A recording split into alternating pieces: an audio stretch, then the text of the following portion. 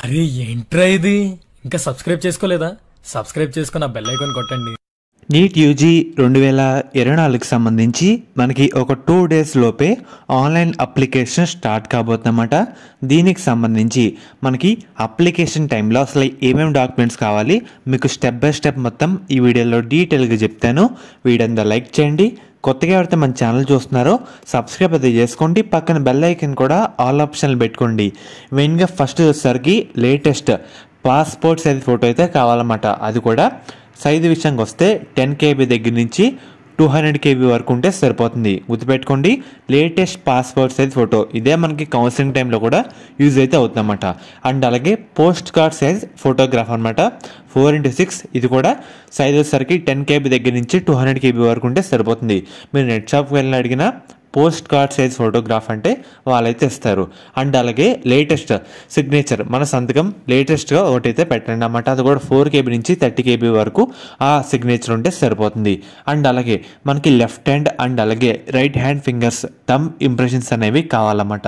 Further మనకి application టైంలో and అలాగే ఫర్దర్ దేనికో దానికి ఉపయోగపడతాయి అన్నమాట. అప్లికేషన్ టైంలో కన్ఫర్మ్గా మనకు కావాలి. సైజ్ విషయానికి వస్తే 10 KB దగ్గర నుంచి 200 KB వరకు ఉంటే సరిపోతుంది. అండ్ అలాగే 10th class passed certificate PDF ఫార్మేట్లో కావాలి. ఫైల్ సైజ్ విషయానికి వస్తే 50 KB దగ్గర నుంచి 300 KB వరకు ఉంటే సరిపోతుంది. అండ్ అలాగే కేటగిరీ సర్టిఫికేట్ మనకి SC ST అండ్ అలాగే OBC అంటే ఇక్కడ BCA BCB BCC, సో ఇలా అన్ని వాటికి సంబంధించి OBC సర్టిఫికేట్ అయితే ఉంటుందన్నమాట.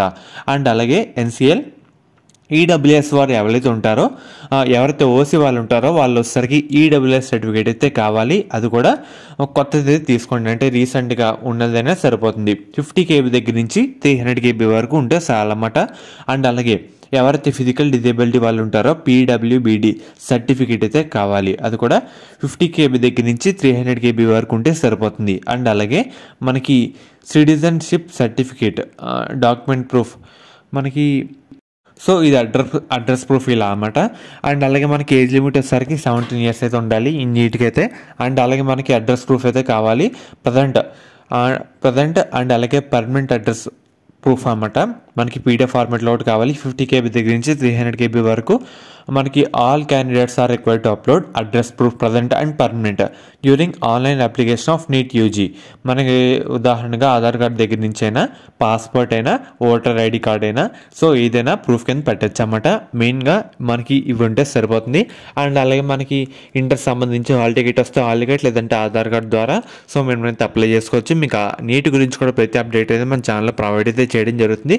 ప్రజెంట్ మనకి అప్లికేషన్ కావాల్సినవి అయితే ఇయే, సో అన్నీ రెడీగా పెట్టుకోండి. ఫర్దర్ మనకి అప్లికేషన్ ఓపెన్ అయినా మీకు మళ్ళీ అప్డేట్ అయితే చేయడం జరుగుతుంది మన ఛానల్లో.